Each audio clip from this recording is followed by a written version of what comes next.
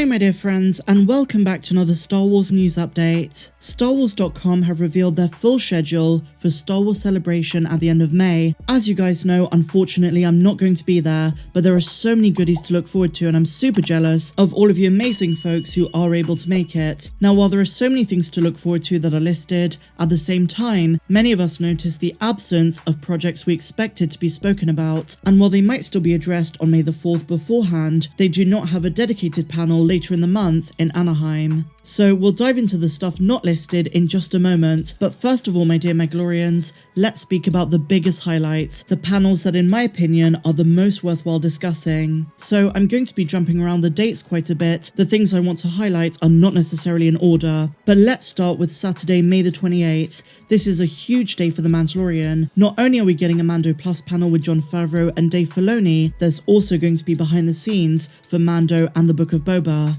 And then later in the day, Doug Chiang himself, a legend at Lucasfilm, is going to discuss designing The Mandalorian. Doug Chiang is one of the most talented people who ever worked for George Lucas, and to this day still works as production designer at Lucasfilm. He's also the vice president and shares the executive creative director role with Dave Filoni. This man has designed so much about what we love in the galaxy far, far away, and I'm so glad that he's got his own panel to discuss designing The Mandalorian. Now, on that Saturday, there is also something that caught the eye of many fans, Tales of the Jedi. Until now, the existence of this series has only been known thanks to a crew gift last Christmas. We've all been speculating what kind of show this might be. Some fans wondered if it'd be based on the old Dark Horse comics by the same name, and that would be during the Old Republic era, or if it was going to be something different. Well now my dear friends, we do have some details. It's been confirmed that this is going to be an animated anthology of shorts, and we'll learn more about the show during a panel hosted on the Saturday by Amy Ratcliffe and Dave Filoni. No further details are known, but now that we know it's animated, the question is, what time period is this series going to cover? I've seen some fans speculate that it might be a deeper dive into some elements, some battles of the Clone Wars, some of the more niche ones. But for all we know, it could be High Republic, Old Republic, or maybe even taking place far into the future after Episode 9. We simply don't know yet, but time will tell. So now my dear friends, let's talk about what I think is one of the biggest highlights. It's in the title of the video, The Bad Batch Season 2. We're finally going to get a preview for the second season. This takes place on the Sunday, 11 AM to 12 PM Pacific. They say the following: strap in kid, you're not going to want to miss this view. Join host David Collins as he invites Star Wars The Bad Batch executive producer and supervising director Brad Rao, executive producer and head writer Jennifer Corbett, story editor Matt Miknovets, actors Dee Bradley Baker and Michelle Ang to discuss highlights from the first season of the acclaimed series. And this is the big bit, as well as some exciting hints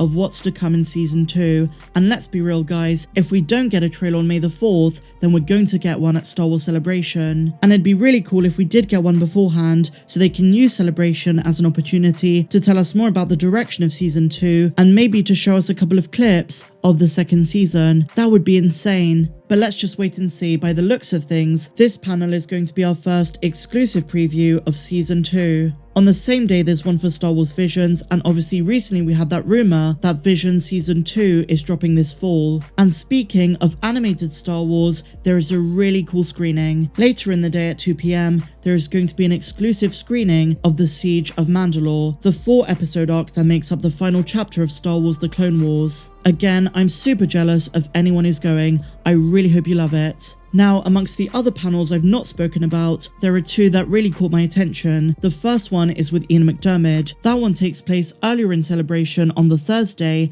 and is all about the Emperor, Palpatine himself. This is what they said: I am all the Sith. Join Ian McDiarmid, who portrayed Chancellor and then Emperor Palpatine in all 3 trilogies of the Skywalker saga, for a discussion that is sure to reveal rare insights and behind-the-scenes stories from the celebrated actor who provided some of the most resonant, bone-chilling performances in all of the Star Wars saga. Really exciting. As you guys know, Palpatine is one of my favourite characters. And similarly, on the Saturday evening, Anthony Daniels is going to be talking about C-3PO, as he recounts his years bringing our favourite protocol droid to life. And finally, my dear friends, a huge one to look out for on Thursday, May the 26th, is Lucasfilm Studio Showcase. This is where they're discussing Obi-Wan Kenobi, the Andor series, and The Mandalorian. It is also the panel rumoured to give us our full trailer for Andor.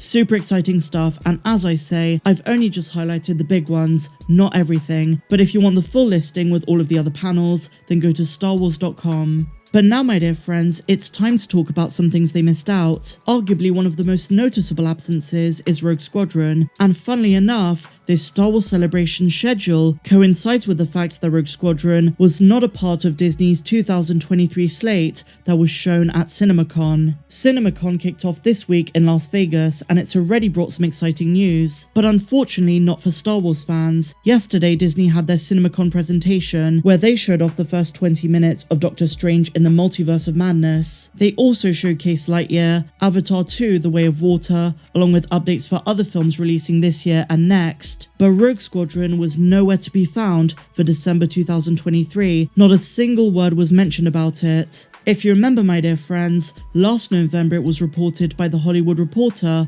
that Rogue Squadron was indefinitely delayed. We then had conflicting reports saying it wasn't delayed, but Patty Jenkins' schedule conflicts made it difficult. 2 months ago in February of this year, some fans got their hopes up when Disney updated their release schedule. Rogue Squadron was still planted firmly in the release date of December of 2023. While at CinemaCon, there was radio silence. Maybe we will hear an update at Star Wars Celebration next month, but it's really strange, it's not on the schedule and no panel is dedicated to it. Overnight, we had another development, because Collider are saying that Patty Jenkins walked away from the project. They even said very skeptically they doubt this film is ever going to come out. We have no confirmation of this, so I don't want to confirm nor deny what they're saying, but these are the reports that are circulating and those are the facts. Not a single word at CinemaCon. Another thing missing from the Star Wars Celebration roster is Star Wars gaming. There have been so many rumors that we are going to get a Fallen Order sequel announcement at Celebration, but it was nowhere to be seen in the schedule. Again, this could be something unveiled on May the 4th and not Celebration, but I have seen some people in the zeitgeist of scoops and leaks say that even though there's not a panel for it at Celebration,